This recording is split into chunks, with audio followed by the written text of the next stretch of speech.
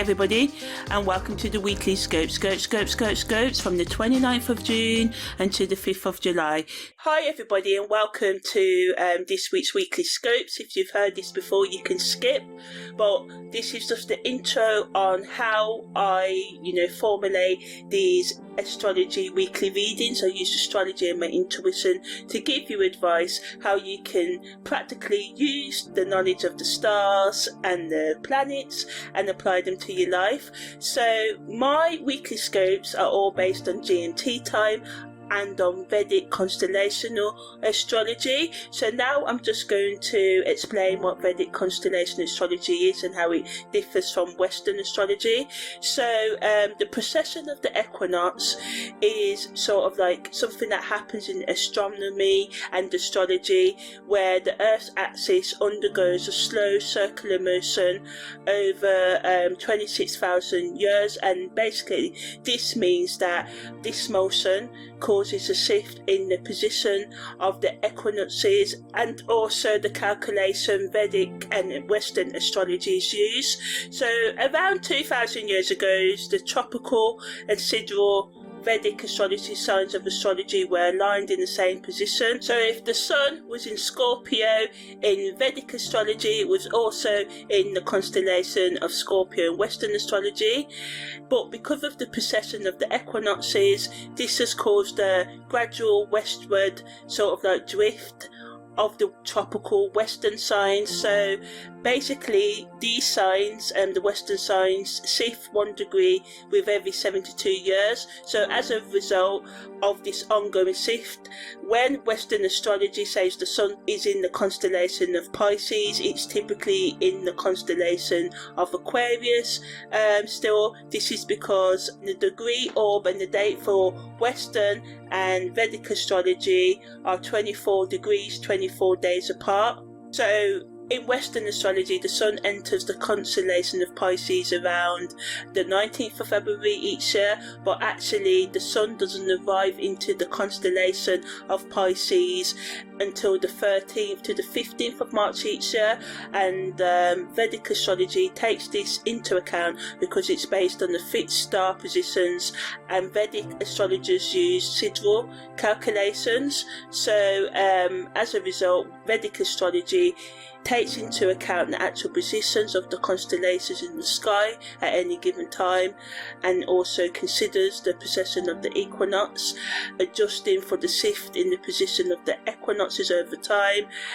But in terms of Western astrology follows the tropical zodiac, which is based on the seasons rather than fixed star positions. Western astrologers also do not directly account for the precession of the equinox in their calculations as well, so this results in slightly different calculations and interpretations that are given whether we're using Western astrology or Vedic astrology. So yeah, as I said, Western astrology uses specific dates, so every year, regardless of where the sun actually is at the sky, the sun moves into Pisces around the 19th of February.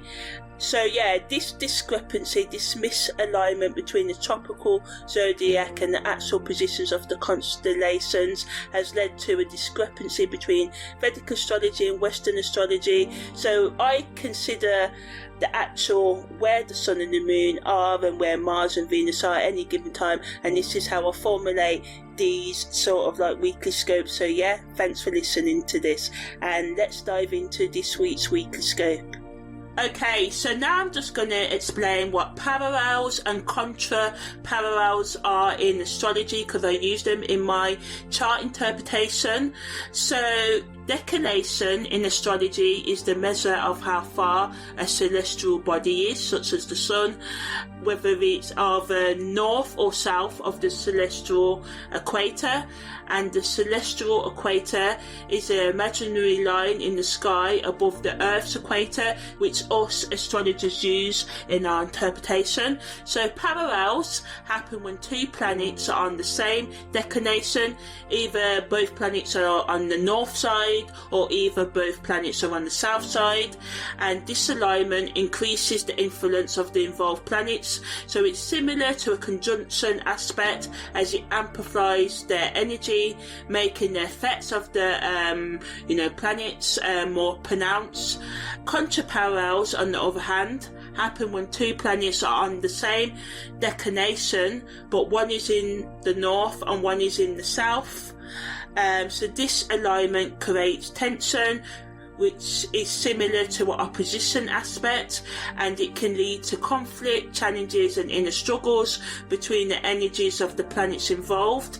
So contraparallels highlight areas of friction or contrast in our lives, urging us to find balance between the opposing forces at play. When transiting parallels and contraparallels happen, they can sort of like trigger significant events, shifting consciousness and periods of intense growth and transformation. So I look at these aspects closely during chart analysis to understand how planetary energies interact and influence each other during a specific time frame, to pinpoint key periods for personal development, relationship dynamics or career shifts, and other shifts like karmic shifts and stuff like that.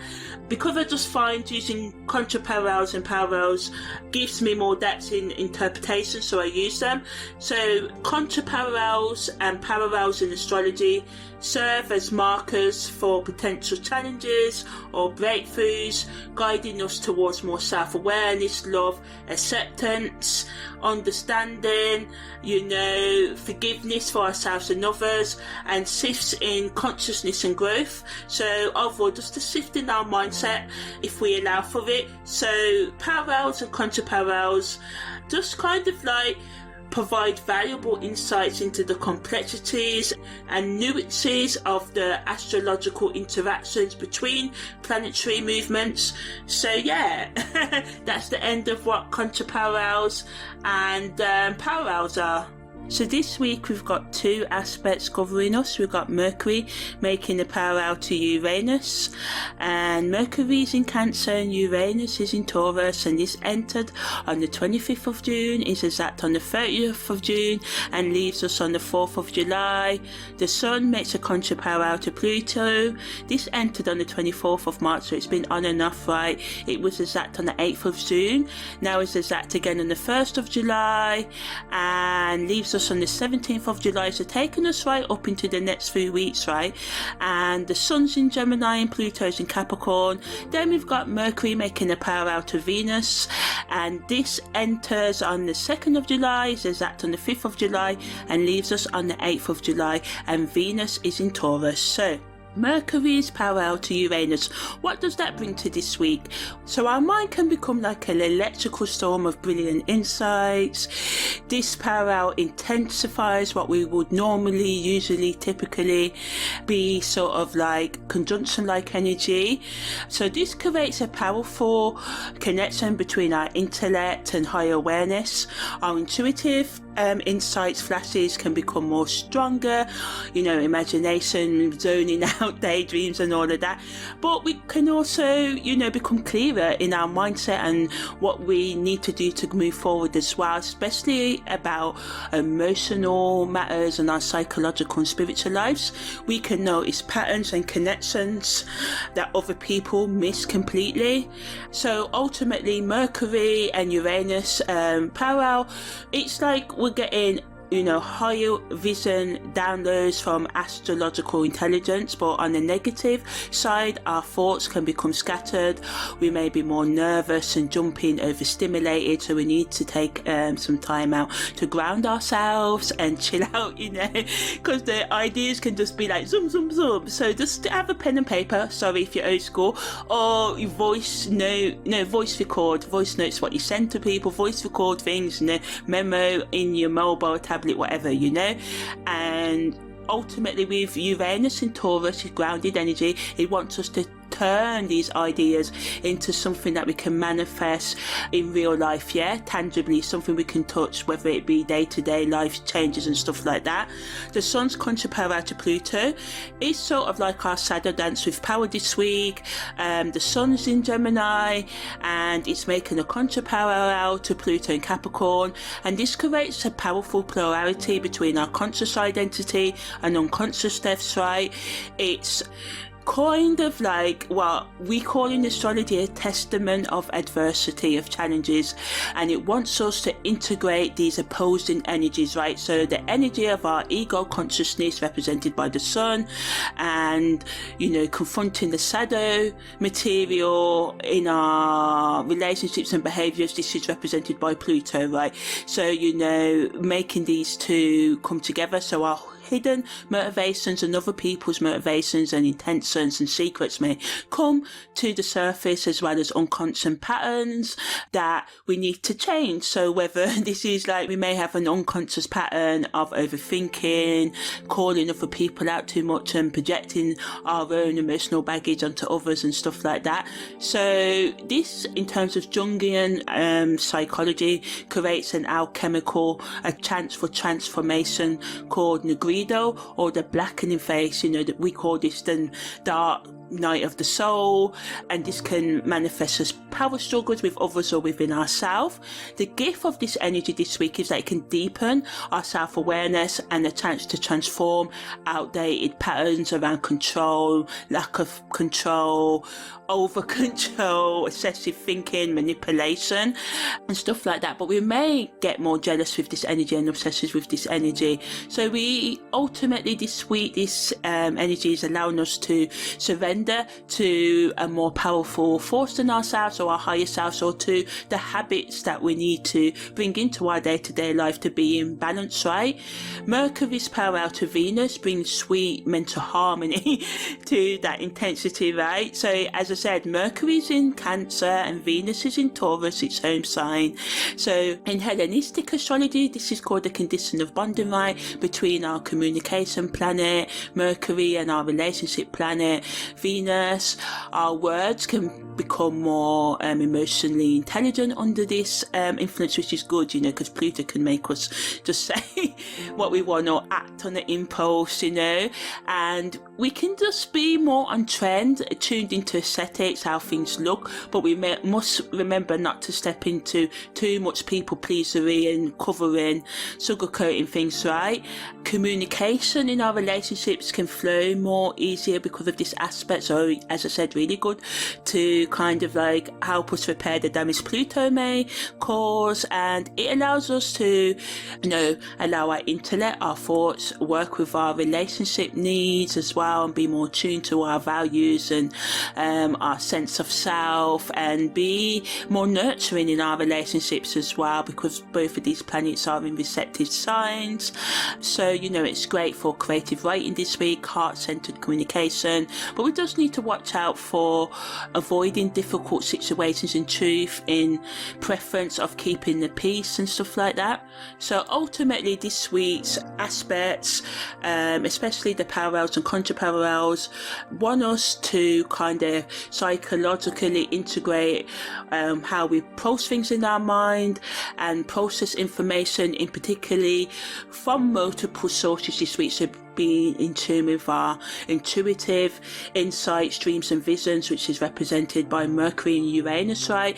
Our shadow material, our shadow self, the things we repress, which is represented by Sun and Pluto, and emotional intelligence, using that this week, which is represented by Mercury and Venus, right? So ultimately these aspects are supporting us this week to break free from inflexible thought patterns.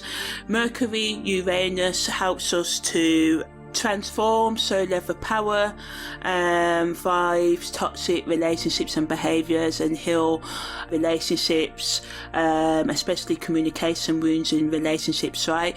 And it just allows us on the esoteric level, it's like we are experiencing an invitation, so it's your choice to awaken more mentally and psychologically, especially in the way you think and react to things, to dissolve the ego a little bit, or for some of you to to, use it a bit more to become more self-empowered and set your boundaries, and just to integrate our heart and mind right about now. So the best use of this week's main influences are to journal about any intuitive insights, ideas, as I said, and think about ways how we can strategically implement them practically into our day-to-day life.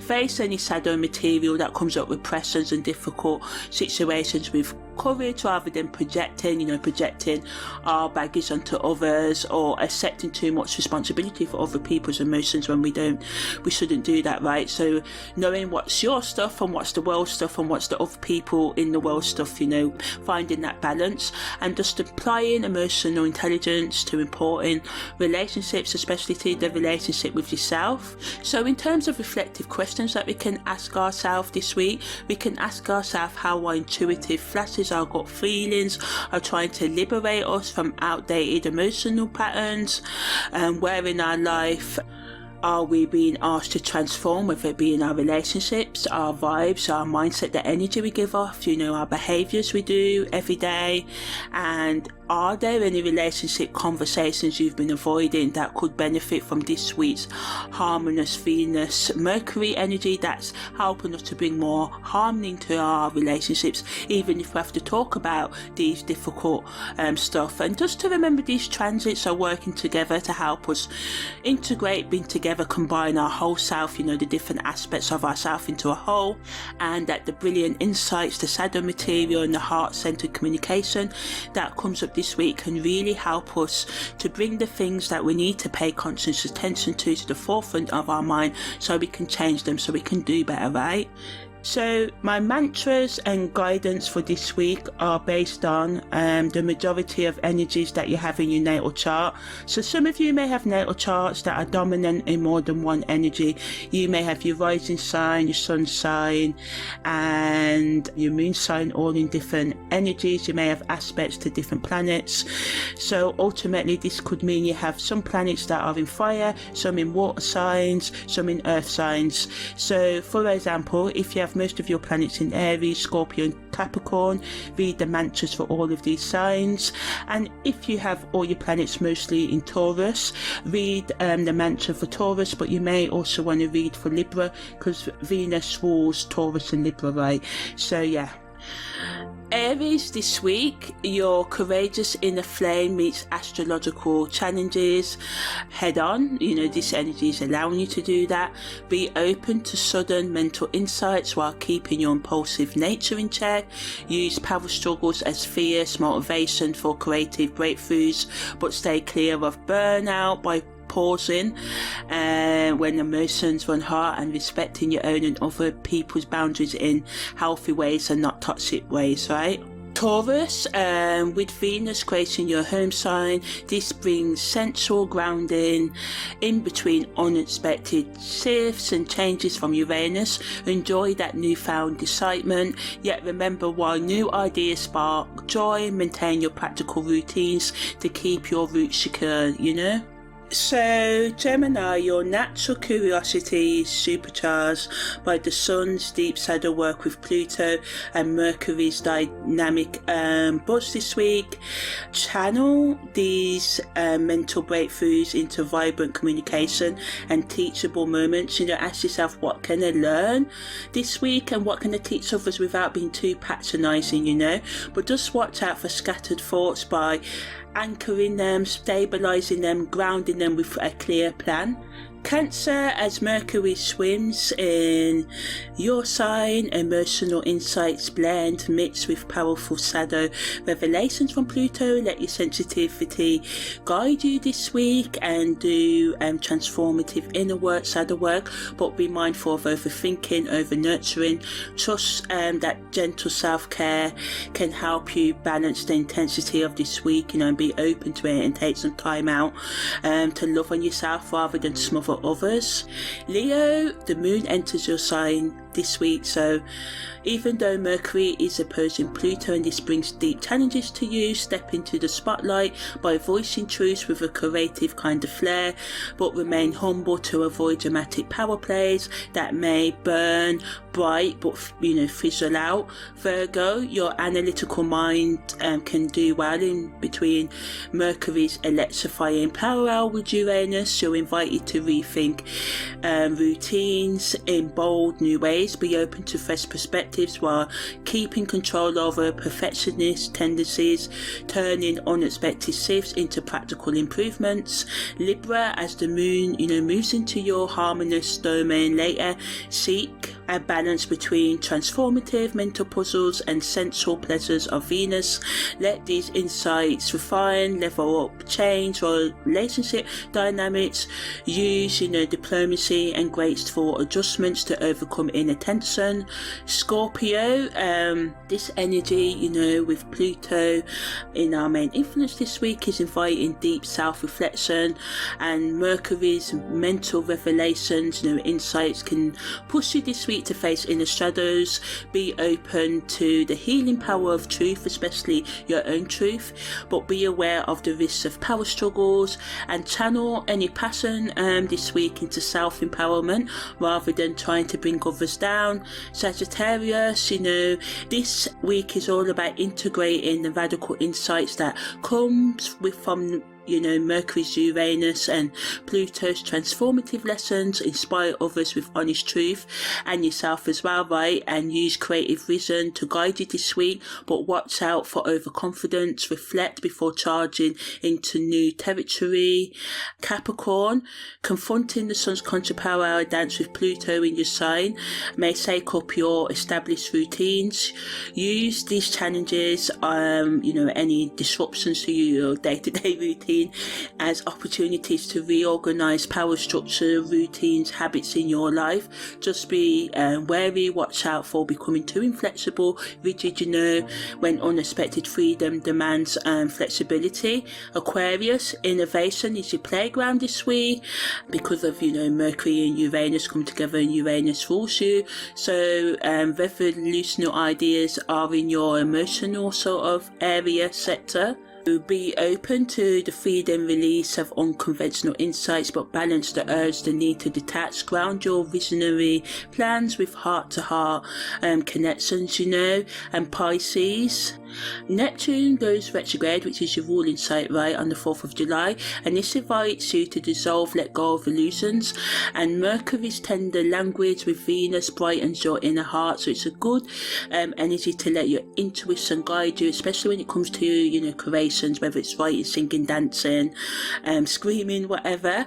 And make sure you stay grounded so you can distinguish, tell the difference between soulful inspiration and escapist fantasy, instead of focusing on real healing, which Neptune energy can always make us all sort of like escape in, especially when it's in retrograde, inwards. It's wanting us to go in. We typically don't like to go within ourselves so we can escape into our intoxicating and the self-destructive habits, but more about that later. So in terms of the content that can do well this week, Mercury's power to Uranus allows us to focus on emotional, technological connections. How can we use technology not to make us get lost, but sometimes, people say we shouldn't use AI chatbots, but sometimes it's good to vent. Sometimes it's best to vent to these things than to real people. But for some of you, venting to real people or having the real conversations with real people this week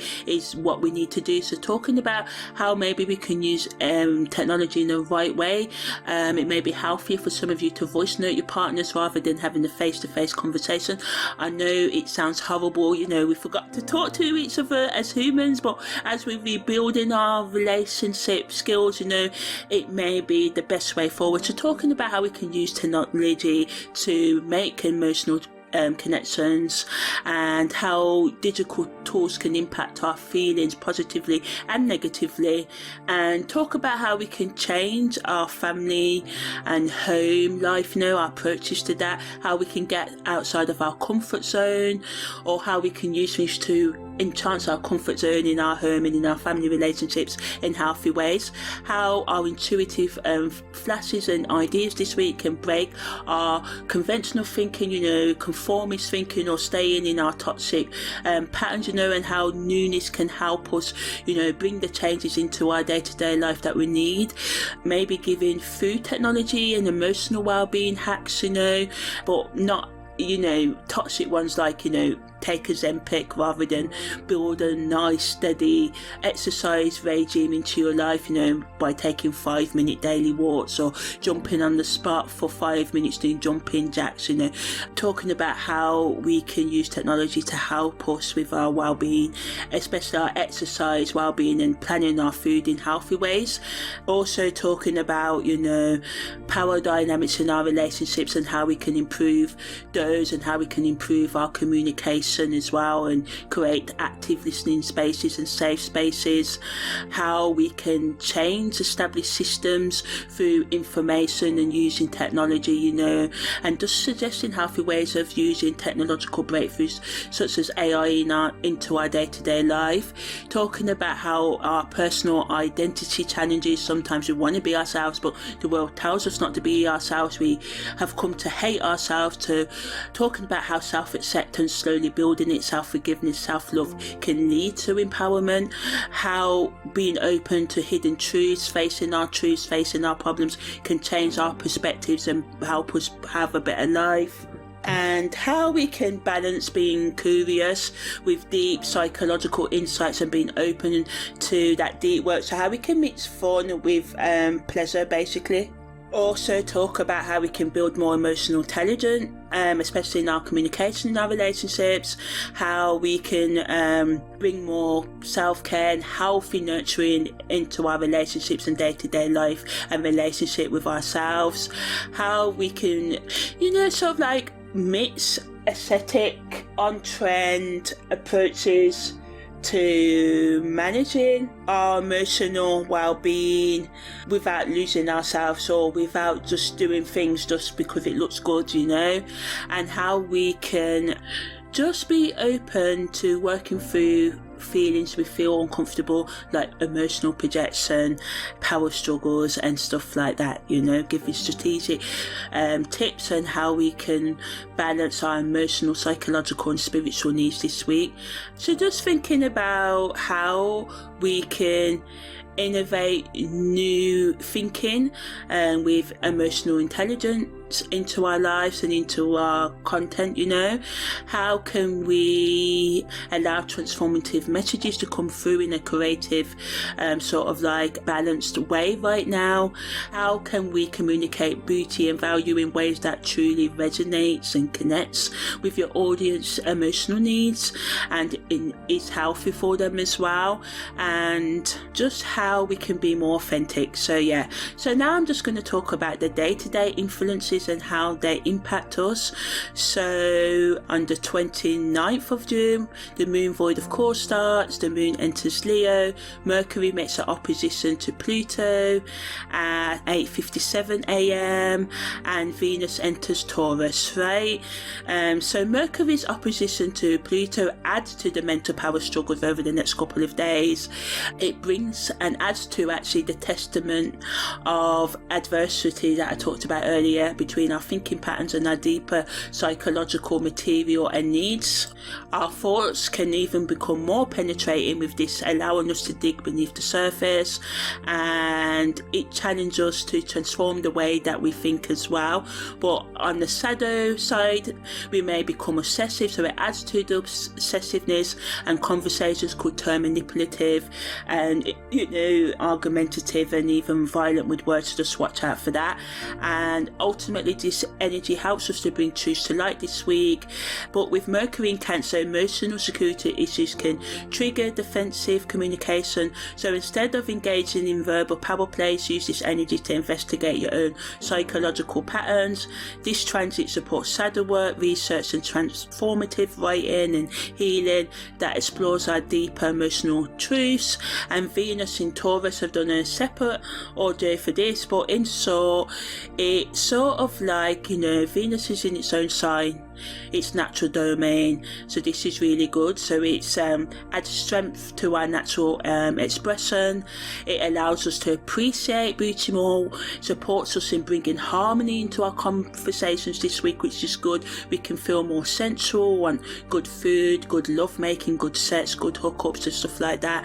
Our relationship energy becomes more grounded and security focused.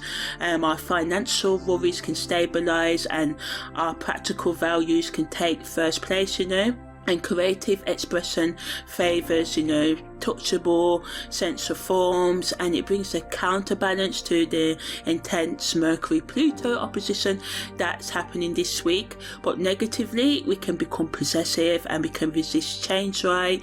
And we have to remember that true security comes from being flexible, not being inflexible in trying to control things. Combining these sort of like energies, with the moon in Leo brings creative fire, Venus in Taurus brings that grounding, and Mercury Pluto brings that intense mental transformation. So the best use of this energy is to channel Mercury's Pluto's intensity into creative expression, which is supported by the Leo moon, right? And to just be as grounded as we can, and exercise can help us do this, burning off that pent up energy. Questions that we can ask ourselves today are: how are we using the power of words today? Are we using them positively or negatively? Where might you be engaging in mental power struggles rather than transformative communication? Are you using Venus in Taurus to ground yourself through sensual pleasures when conversations become intense? And we just have to remember, while Mercury opposite Pluto reveals truths that have been hiding beneath the surface, Venus in Taurus reminds us that security comes from being open to our core values and being true to ourselves and finding our truths. And you can also ask yourself how you might balance depth with stability, helping you deal with today's revelations with greater grace, peace and calm, So on the 30th of June, the moon enters void of course at 4:55 a.m. Mercury's exact parallel to Uranus is exact at 6:51 a.m. The Sun's quintile to Chiron is exact at 8:05 a.m. and Mercury's semi-sextile to Jupiter is exact at 5:16. So yeah. The Sun's quintile to Chiron happens when the Sun's in Gemini and Chiron's in Aries. Mercury's sextile to Jupiter happens when Mercury's in Cancer and Jupiter's in Gemini, right? So the Sun's quintile to Chiron is a creative aspect between our core identity and the wounded healer, and this opens unique pathways for healing through communication and learning. It allows us to use our creative genius, to find solutions to old problems and old psychological and emotional wounds that we've been avoiding. It unlocks intuitive, innovative, new next level approaches to expressing our authentic self. It helps us to communicate painful truths with unexpected ease. It offers first perspectives on identity wounds through playful curiosity. It can create aha moments or add to them, where we just get it, we just come up with ideas to deal with our problems as well. We just need to watch out for intellectualizing our pain rather than feeling it. And Gemini energy can sometimes use words to dance around deeper emotional work. Mercury semi-sextile to Jupiter again allows us to integrate our intuitive wisdom with intellectual knowledge, balance emotional depth with mental depth and breadth. Find the sweet spot between feeling and analysing over thinking. It allows us to expand our emotional vocabulary in useful ways. So again, adding to our emotional intelligence this week, but the challenge lies in information overload or difficulty translating big ideas into heartfelt communication. This aspect asks us to stretch our mental capacity this week. It can be uncomfortable, but ultimately it can be rewarding if we're open to it. In terms of the questions to ask ourselves today, ask ourselves, how may today's intuitive downloads, visions, thoughts, be offering solutions to healing our oldest identity wounds. What are you being called to communicate in a more innovative new way, in a heartfelt ways? Which ways are you being called to use your heart? What emotional patterns might benefit from revolution or growth, glow up, new approaches? How can you honor both your need for intellectual expansion and emotional security? And what insights coming up right now might bridge the gap between your head and your heart?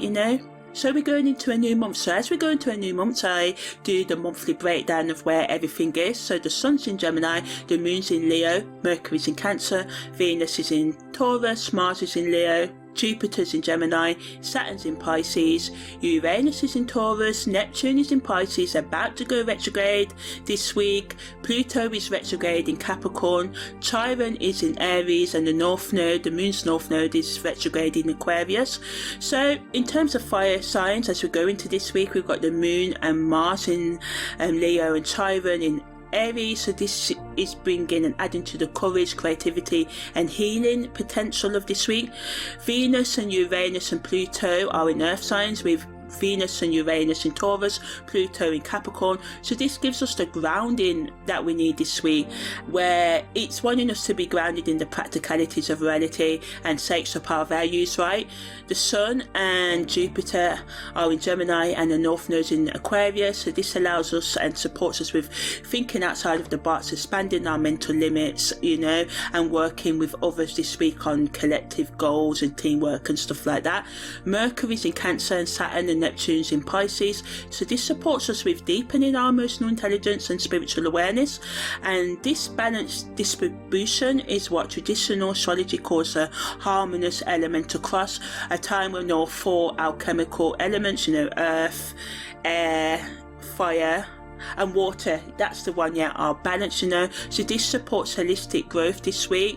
So again, the Sun and Jupiter in Gemini supports us with learning new information, expanding our worldview through conversation and reading, researching, listening to podcasts, however it is you learn new things. It helps us to communicate our ideas with natural authority and optimism, and adds to us being able to go deep this week and be open to different diverse perspectives with genuine curiosity rather than judgment. The Moon and Mars in Leo helps us with our creative expression and seeking recognition, giving us the emotional courage that helps us take risks from the heart, helps us to step into our leadership qualities with authentic emotional sharing, but we just need to watch out for the drama if our emotions become too fiery. And with Venus in Taurus, it just allows us, as I said, to mix stability with unpredictability and allows us to have sudden breakthroughs, and traditional pleasures in our comfort zone can get a new innovative twist, which helps us to get out of them in a steady and slow way. And our values can undergo evolutionary changes, which is, what this week wants us to do, to be open to the changes we need to make, right? Mercury in Cancer adds emotional weight to our words, so we use them wisely, helps us to be more intuitively. Memory and past experiences can strongly influence our thinking, so we, watch out for overthinking, because we can just think in our head and think it's real, and this can cause tension, or it can be a good thing for the shadow work, right? So just finding that balance again, it can help us be attuned to our emotional needs and other people's emotional needs in conversations and in our relationship. It allows us to emotionally process and have those deep conversations. With Pluto in retrograde and the North Node in retrograde, it allows us to restructure our relationship to power and authority, helps us with learning collective lessons and teamwork, and ups our humanitarian values, so us wanting to be nice and empathetic to others. It allows us with our shadow work and karmic pattern recognition, recognizing the patterns we've been repeating over past lives, our current lives that are keeping us stuck, and it gives us the time to deeply think, even though we must not overthink, so we can make that inward preparation for the changes we need to manifest by taking the practical action later. So with Saturn and Neptune in Pisces, our boundaries between the material and spiritual realms become more penetrable. We can see beyond the bull crap and mix the material with the spiritual, the intellectual with the intuitive. Spiritual discipline and all types of discipline can help us manifest our dreams, our ideas into reality. Karmic patterns related to sacrifice and service can come up for review right now, and the collective unconscious becomes more accessible through meditation and dream work. So we can just ask ourselves how we can be more courageous, how we can revolutionize, change our relationships, bring in more pleasure and material and emotional security to them. And ultimately, because these energies are unbalanced this week as we go into the month, this is going to flavour the whole month. So this month is all about being able to work with all aspects of yourself, all your different personality traits, your shadow and light at the same time. Your mind, your heart, your spirit and body are all receiving astrological support for integration and growth. So you can ask yourself which element, air, water, fire, earth, right, do you typically neglect, and what's asking for you, what do you need to bring your attention to so you can change right now. So on the 1st of July, the moon's north node goes direct, the moon enters Virgo, sun's counterparallel to Pluto is exact at 1:34, Venus's semi-sextile to Chiron is exact at 6:33, and Mercury's sextiquadrate to the moon's north node is exact at 10:02 p.m. So Venus's semi-sextile to Chiron happens when Venus is in Taurus and Chiron's in Aries. I talked about the sun's contraparallel to Pluto earlier this week. Mercury's sextiquadrate to the moon's north node happens when the moon's north node is in Aquarius and Mercury's in Cancer. So the moon's north node going direct adds to us being able to make progress on projects or relationships and experiences we've been stuck on. It allows us to have a clearer direction of our life path, but the sudden urgency to change things can feel overwhelming, and karmic lessons can intensify if we've been avoiding them. So the best use of this energy is to stop procrastinating on your dreams. It supports us with breaking free from old patterns, especially toxic communication patterns or lifestyle habits. Venus's semi-sextile to Chiron helps us to heal relationships, especially our relationships with money and our self-worth. It helps us to find the beauty in being vulnerable, and it can lead to small breakthroughs in our self-value, what we think about ourselves, our self-worth and esteem. But negatively, it brings tension between us wanting to stay in our comfort zone and us wanting to grow, right? And we may just have subtle triggers in our relationships that nudge, kind of imitate our buried wounds, and this can be overwhelming again. And we can just have awareness of wounds without wanting to fully heal them or being open to changing things. So the best use of this energy is to practice self-care that honours both comfort, represented by Taurus, and courage, represented by Aries. And this aspect supports small steps towards healing our relationships, especially our relationship with physical pleasure, seeking pleasure, meeting our kinks and stuff like that, and meeting our material security needs, or being comfortable with where we're at with our finances, instead of trying to keep up and pitch ourselves against others, like, oh wow, they've got $1 million, I've only got £10 sort of thinking. Making a plan to bring more financial stability into your life while respecting where you are. And I know it can be stressful when you're in debt and that, but if you reach out for help or just take steady steps, you can find the help that you need this week, if you look for it. Or I know sometimes it can be hard to get help with debt and it can feel hopeless. So, being gentle with yourself and just trying to stay as peaceful as you can. Mercury's sextiquadrate to the moon's north node allows us to sort of like find balance, but at first it adds to our thoughts and communication being in battle at odds with our future direction, and this can create a mental tug of war between emotional security, represented by Cancer, and progressive innovation, being open to change and making the changes in our life, represented by Aquarius.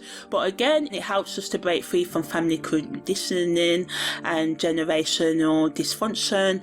It adds to us being able to have intuitive flashes about our purpose, right? But it can bring mental anxiety about our path. It can add to communication blocks within groups and overthinking about our future. But ultimately, the best use of this energy is to close the gap between heart and innovation, remembering that your feelings matter, but don't let them keep you stuck in your past. Use this tension to communicate new ideas that honor your emotional wisdom, Ask yourself where you might be clinging to security when transformation, Pluto is knocking, how you can honor both your emotional needs and your needs for changing your lifestyle and getting outside of your comfort zone. On the 2nd of July, the moon's north node goes retrograde at 8:23 p.m. The moon enters void of course at 8:30 p.m. and the moon enters its first quarter moon phase at 8:30 as well. So this is what we call a rare astrological trifactor, with the North Node stationing retrograde at 8:23 p.m. Then immediately there's a first quarter moon and the moon goes void of course at 8:30. So this is called a paradoxical threshold, astrological doorway, where contradictory energies meet up, come together to sort of like push us outside of our comfort zone, which is the theme of this week, right? So the North Node allows us to focus on our collective karmic direction. The first quarter moons calls for decisive action and breakthrough, and the void of course moon can bring outcomes that can be unpredictable, right? So it's a powerful but unstable energy, and this combination can feel like being told to floor, decelerate and hit the brakes at the same time. So positively, it's an opportunity to revise, edit and change our approach to meeting our long-term goals strategically by looking at the lifestyle changes we need to make to achieve our long-term goals, getting back after each failure, as this is the key to success. It wants us to release ourselves from the external pressure to make decisions solely on logic and be open to intuitive ways, and it gives us the chance to break through obstacles using unconventional methods and the freedom to act without attachment to specific outcomes.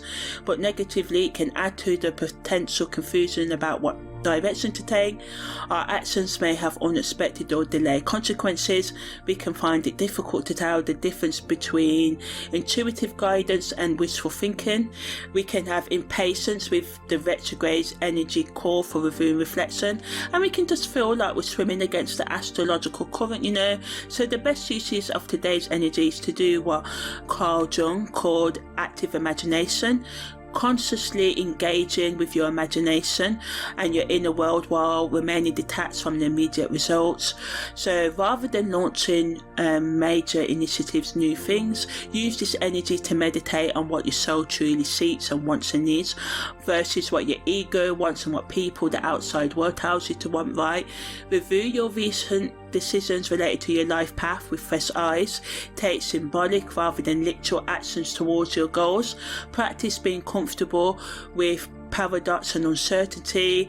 Engage in spiritual practices that align your personal will with divine timing, asking yourself what recent obstacles may be actually redirecting you towards a more authentic path, an authentic way of being, and ask yourself, where have you been pushing forward, trying to just keep on going, where self-reflection, slowing down is probably the best course of action, and if you're open to today's paradoxical energy and work with it by transcending it or transcending your thinking, going beyond your thinking, and this can help you discover unexpected possibilities. On the 3rd of July, Mars makes a bioquintile to Pluto at 7:45 a.m. The moon enters Libra at 10:50 p.m. and Mercury makes a bioquintile to Pluto at 7:44 a.m. So Mars is bioquintile to Pluto. It's like the universe giving us a cheat code as we go into the weekend, right? And it helps us to really solidly feel our personal power and make impactful changes, Our warrior energy gets a astrological upgrade, which is represented by Mars, and Positively, it helps us with our creative problem solving abilities. It can give us strategic brilliance in tackling power imbalances and struggles. It gives us the ability to transform anger into productive action. It brings unusual opportunities to advance our position, advance our lifestyle, our mindset, and changes that we want to make, right? Negatively, it can add to the obsession with unconventional methods and just doing new for the sake of new. Remember, it's the best to balance the old with the new. We can also risk being too clever for our own good and thinking we know it all and nobody knows it all, and we can just be arrogant with our power plays, or others can do that, and this can backfire, especially if it's coming from a place of ego and trying to dominate others. And the creative tension can feel uncomfortable at first, and this can make us resist any newness or saying sorry when we need to say sorry, right? So the best use of this energy is to think chess, not checkers.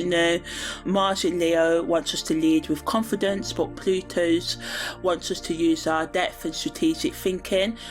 So it's just perfect to use for passion projects and changing things, right? When the moon enters Leo, it helps us to, seek that balance and harmony in our relationships. So that's really good. It's working with the main Mercury Venus energy of this week. So some questions to ask yourself is, how can we use this astrological energy to creatively transform an area where we feel stuck or powerless? What brave action could we take to advance in our goals? Where have we been playing it too safe with Mars energy? And consider how the bi-quintal energy offers a side door to success where the front entrance has been not. And how can we use the moon in Libra's energy to balance our goals with the needs of our relationships, right? So on the 4th of July, Venus makes its exact conjunction with Uranus at 1:45. Neptune goes retrograde at 10:33 p.m. in Pisces, and I've done a separate audio, but I'm just going to talk about it a bit now. So Venus and Uranus allows us to sort of like attract partners from unusual, unconventional routes. Long-standing relationships can get a fresh motivation of excitement and unpredictability. So good energy to set things up for date nights. Financial matters could experience surprising developments or sudden opportunities, so it can bring information for new side hustles and stuff like that, right? And it just helps us sort of like get outside of our comfort zone and break through our stubbornness, right? Which is really good, but we just need to watch out for impulsive spending, relationship restlessness, thinking the grass is greener, ending things when all we need to do is spice things up a bit, and we have to try not to value newness over substance. Sometimes someone new may come along and turn our eye, but we may forget the practicalities of actually trying to make that relationship work with someone new, and we may forget the practicalities of why we love the person that we're with. Sometimes things can get stale, we just need to shake them up a bit. Neptune going retrograde highlights the themes of spirituality, illusion and transcendence, going beyond ourselves, going above what society tells us to think. The veil between the world, the spiritual and the material, become more thinner and more potent. So spiritual practice and meditation is really good over the next 3 to 4 months. Neptune is retrograde, right? It adds to the creativity flowing this week, especially from mysterious sources, from taking time out to research spirituality and stuff like that. Illusions that we've been clinging to can start to dissolve, and our astrological waters turn more inward, so it invites us to question what we think is real and true, and it asks us to tell the difference between genuine spiritual insights and self-created fantasies. And combinedly, today's energy just wants us to think about flow rather than desperately cling to control, right? And releasing ourselves from materialistic attachment placements, which is represented by Venus and Uranus in Taurus, and use spiritual insights to help us navigate and find solutions to our problems, right? So ultimately, for best results, we have to welcome surprise developments without judging them, trust intuitive ideas and flashes, especially about relationships and finances, but do the research first. Stay grounded with physical practices when things feel foggy and cloudy, and allow both excitement and uncertainty to exist at the same time. We can ask ourselves how we may, be open to getting outside of our comfort zone and liberate ourselves emotionally, spiritually and psychologically. Where have we been clinging to illusions about relationships and material security? What would happen if we welcome the excitement of uncertainty rather than requiring absolute clarity? And this energy is really helping us with our spiritual awareness, deepening that, and being more curious about life and our creativity. On the 5th of July, Mercury's parallel to Venus is exact at 3:16 p.m. and the moon enters via combustor at 5:14 a.m. and the moon void, of course, starts at 2:30 p.m. So I talked about Mercury's parallel to Venus at the beginning of this week.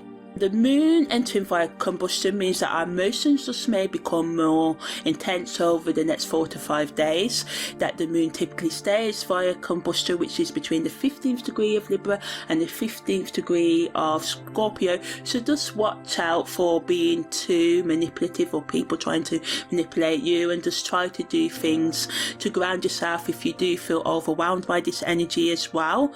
Ultimately, this week is all about improving our emotional intelligence in relationships, being open to creative and heart-to-heart communication, becoming more balanced and seeking harmony in our conversations, being open to bringing more beauty into our life and getting outside of our comfort zone while bringing more comfort into our life. And it's a paradoxical week of finding balance, right? For some of you, it's a perfect time for expressing feelings to those you care about and yourself, but we just need to watch out for emotional overindulgence, prioritizing comfort over facing necessary truths. And although we have to be pleasant, right, and seek harmony, we also have to be honest as well. So the best use of this week's energy is to be honest while being kind. But sometimes, Pluto's here to remind us sometimes we have to be a bit harsh, We want to try not to smooth over misunderstandings. We have to, approach them with genuine care and honesty, not just logic. And remember that our words are given the chance this week to have extra sweetness to them. And this can help us heal and connect with others, and we just have to try and slow down while embracing change as well. So this week, we can ask ourselves how we can blend the nurturing qualities of Mercury in Cancer with the steadfast, grounded affection of Venus being in Taurus, right, in our relationships. Where might we need to express our feelings that we've been keeping inside, and just being open to practical change and self-love right this week. So yeah, that's the end of the weekly scopes from the 29th of June to the 5th of July. I'm Amani, your holistic astrological life coach. Take care and see you next time.